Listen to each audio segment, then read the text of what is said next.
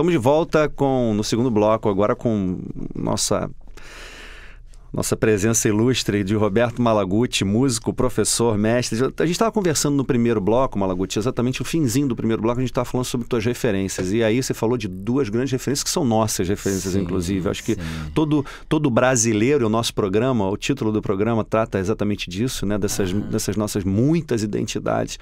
Nós somos multifacetados, as nossas heranças culturais são muitas. E você falou de dois grandes músicos, falou do Gilberto Gil e essa capacidade que ele tem de aglutinar e trazer a questão que é mais até, não sei se você me permite, muito mais do que a cultura negra. Eu acho que a cultura brasileira e a cultura negra como uma das grandes matrizes. Eu queria que você falasse um pouco mais sobre essas suas referências. O que você viu? O que você lê e tem vontade? Eu falei que você ia falar um pouco sobre as suas referências. Legal. Então, eu sou filho, na minha casa, eu sou filho do seu Raul, da dona Laura, né? Eu sou o caçula, o do meio, Raul Malaguti, meu irmão, e Heloísa Malaguti, tá? Então, o que aconteceu? A minha irmã, ela acabou sendo um pouquinho minha mãe. Minha mãe, dona Laura, vinda do interior do Brasil, do sertão do Canindé, perdeu o pai e mãe seca, veio com o irmão pra cá, meio dificuldade, mas minha mãe tinha um cabelo pretinho, um olhinho bem azul. Minha mãe era uma gatinha linda, linda, belíssima, me deu amor, muito amor, muito amor.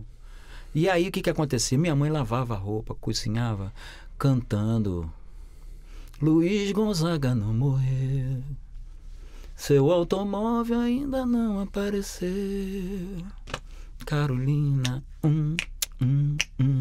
tá dentro de mim. Está dentro de mim isso.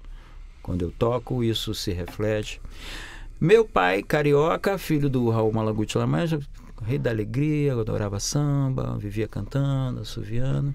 E minha irmã, mais velha, era um pouco mais... Mas o meu irmão, depois é que eu fui descobrir, ele me influenciou musicalmente e muito, muito, muito. Porque quem falava para o seu Raul, meu pai, comprar os discos lá de casa, era meu irmão. Então... primeiro disco do Santana, Abraxas, que eu vi na minha vida foi dentro da minha casa. Sem falar nos hi-fis que minha irmã frequentava e fez umzinho lá em casa. Tinha Valdir Calmon e tinha aquele do... Como é que é aquele... Né? Não é o Valdir Calmon, não. Aquele do swing mesmo. Esqueci o nome dele, dos bailes. Caramba, eu vou lembrar o nome do cara. Era o cara do piano elétrico. Ele fazia... Ed Lincoln, eu tô ligado, eu tô vendo aquele som, eu sei qual é. E aquilo foi vindo. E aí veio o primeiro disco do Martinho da Vila, Dinheiro, pra que dinheiro, se ela não... Dentro da minha casa. Vou te contar, primeiro disco do Jobim, o Wave, instrumental, que tinha uma girafa, ele é um disco todo avermelhado com a girafa. Conhece esse disco? Beleza. Dentro da minha casa, lá dentro do conjunto do Ipaz. Depois veio Tim Maia, né? O primeiro dele, com o Coronel Antônio Bento, Azul da Cor do Mar, com aquele brequinho, com aquele cavanhaquezinho, também meio avermelhada a capa. Inédito e original e autêntico. Primeiro disco dele, e já foi. E aí foi, eu fui caminhando, isso é o garoto. Aí depois vieram, né? Veio o Gil na minha vida, veio Caetano, veio Moraes Moreira. Os Novos Baianos. Novos Baianos moravam lá. Eu ia no sítio dos Novos Baianos, ver as peladas, os malucadas moravam tudo lá em Jacarepaguá. Ele, Pepeu, Jorginho, moravam lá em Jacarepaguá. Tá? Perto do sítio lá do Chico, se eu não me engano. Lá no Politeama, que tem o campo de futebol. Então, sim. Você chegou aí? Cheguei aí. O Bob Marley foi lá jogar com eles, bola, já estava ferido, enfim. E aí, aconteceu umas coisas legais, porque eu tive acesso, como eu era vidradão no Gil, eu e a minha namorada, o que acontecia? Íamos em todos os shows. Então, eu assisti shows do Gil e do Caetano, principalmente Gil. Então, eu vi o Luar, Realce, Refazenda, assisti lá em Marechal Hermes, no Teatro Armando Gonzalez, em frente à maternidade que eu nasci. Fantástico. Do meu lado estava o Caetano assistindo, e aquela plateia. E quem era o sanfoneiro? Dominguinhos, sabe? E vi também... Neném do forró. Pô, vi o show do Gil quando ele veio da África, quando ele foi à Nigéria, que era Pepeu Gomes de guitarra, Jorge Gomes de bateria, Djalma Correia de percussão. Você foi testemunha ocular da história da música popular brasileira. Sim. Fantástico. Você falou isso? Teve um festival aqui também super importante, gringo, né? Chamado Rio Monte Rei Festival. Que foi lá no Maracanãzinho, também a minha turminha ia todo mundo, a gente com cestinha, com sanduba, tudo bom, porque se saísse da arquibancada perdia o lugar.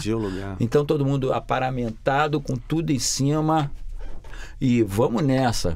E os festivais, você está falando, se você... E esse era um festival de jazz, mas, por exemplo, os festivais, os FICs e afins, não peguei, eu peguei sentado na poltrona. Já era outra época, eu não estava antes. A gente está falando aí dos anos 70, né? Você está falando, os festivais antes, mas você está falando... Pós-70. Pós-70. Os festivais, mais ou menos por aí, 60 e blim, né? Mas vi, a primeira vez que eu vi o Hermeto Pascoal, vi na televisão.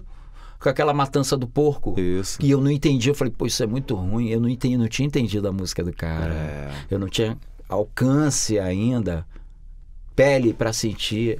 Ele entrou no palco com um porco, né?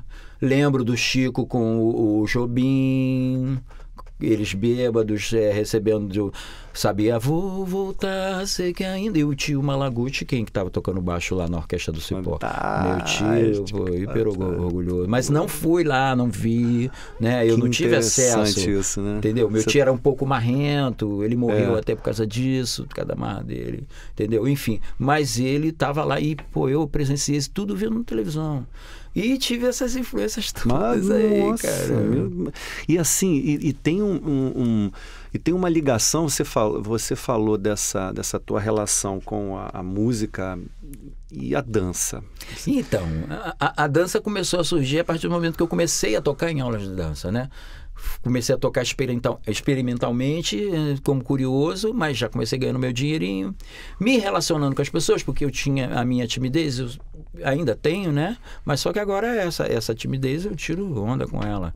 Não tem problema, se tiver 5 mil na minha frente, se tiver num boteco ou num grande teatro, eu tenho essa experiência, graças a Deus já vivi isso, então não tem problema nenhum. Mas as primeiras vezes que eu tive que pegar um microfone para chegar lá e encarar o povão foi complicado, né? Mas a coisa foi acontecendo. Eu me perdi um pouco. Eu estava falando da questão da tua relação da música com a dança, então, que foi seminal na tua vida, né? Exatamente, porque eu não tocava. E com a educação também. Eu não tocava e tocava meu violão, sempre gostava de música, bossa nova e tal, filhinho. Tocava com meus coleguinhas, mas aí comecei a tocar nessas aulas.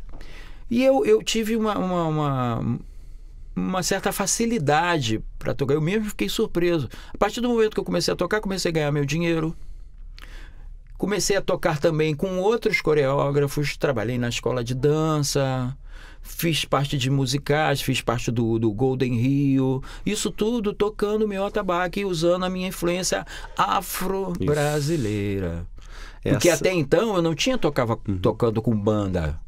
Eu era um percussionista ligado à dança e show e cultura brasileira. Então tocava uns sambas, samba de roda, as coisas assim, mas a parte de... Cheguei até a fazer alguns shows com músicos, com uma orquestra, mas fazia a minha parte cultural ali, afro-brasileira.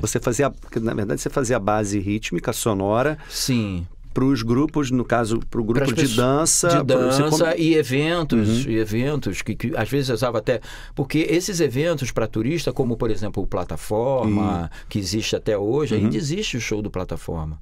E o show do Scala era o que surgiu depois também, é um show grande. Você tocou também, Toquei também, eu fiz parte uma época, aquilo ali me deu uma certa experiência. E dali, para conhecer as pessoas e tocando nos lugares, eu vivia de tocar. Eu saía às vezes de casa, lá em Jacarepaguá, para tocar numa aula às 7 horas da manhã, eu e a minha namorada. E dali para tocar em outras escolas foi muito rápido. Foi muito rápido isso acontecer. A gente está chegando no final do segundo bloco, é tão rápido, né? É muito rápido. O tempo não vai falar de livro, não?